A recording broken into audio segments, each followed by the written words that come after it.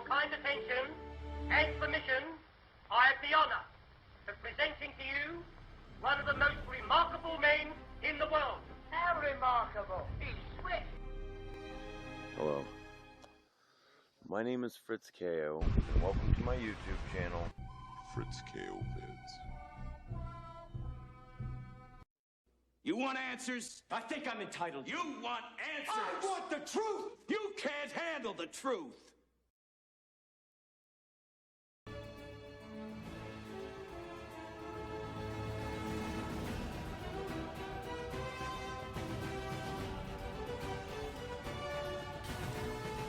Hello, my name is Fritz. Welcome to my YouTube channel, and for people who have experienced it before, welcome back.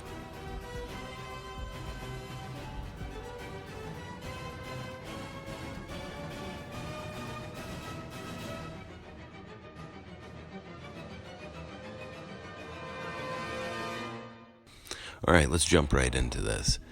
People ask me all sorts of different questions all the time in the comment sections on all the videos that I make, and a question I get all the time is, are the Anunnaki and the Nephilim the same? And that's an interesting question because they do share some common similarities. Now, the Hebrew works of the Bible came up with the Nephilim, and the Sumerian texts talk about the Anunnaki.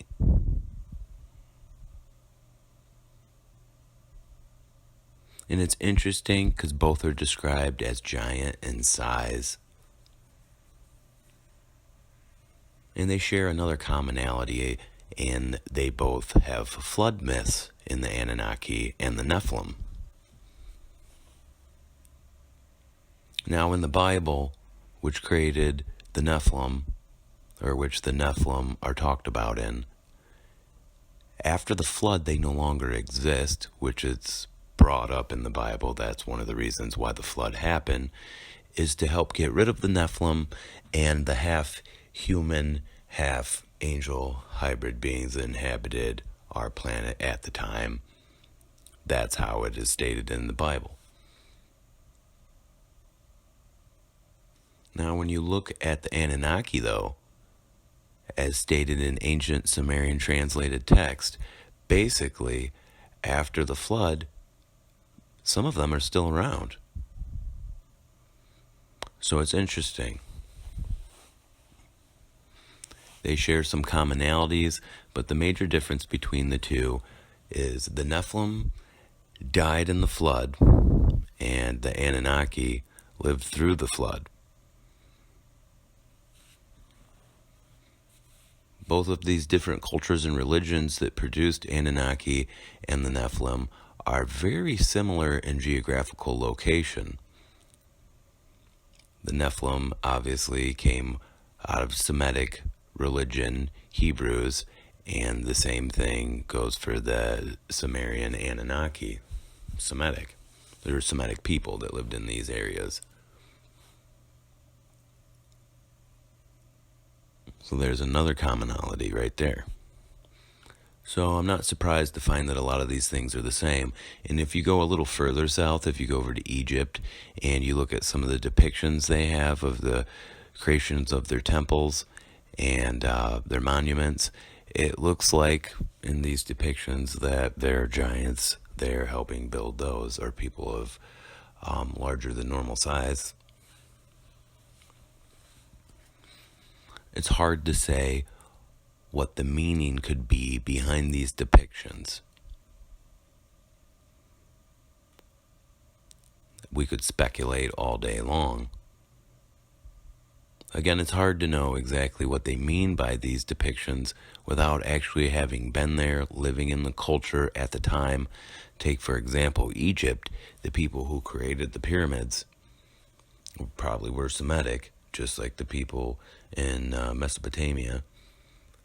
Basically, the people who originally created the pyramids were all forced out by the Greeks when Alexander the Great came through. And then after that, when the Arab hordes came out of Arabia, the Muslim caliphates took over all of that, burning the Library of Alexandria. And with it, we lost untold amounts of information. Scholars used to come to the Library of Alexandria from all across the world, from China, from Arabia, from Greek, from Italian. So it's interesting, and I'm sure from parts of Europe too, which are underplayed in history until after the decline of Rome. I love talking about all these subjects. I like looking into them, and I like reading all of your guys' comments, and I enjoy making these videos, and I wish I had more time. Now that the holidays are here, I actually do, so I'm going to try to punch out a whole bunch of different video subjects for you guys.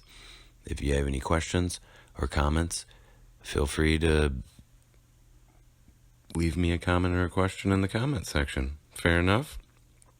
And in return, please hit the like button and subscribe and hit the notification bell.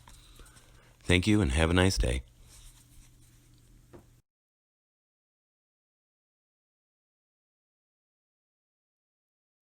You want answers? I think I'm entitled. You want answers? I want the truth! You can't handle the truth!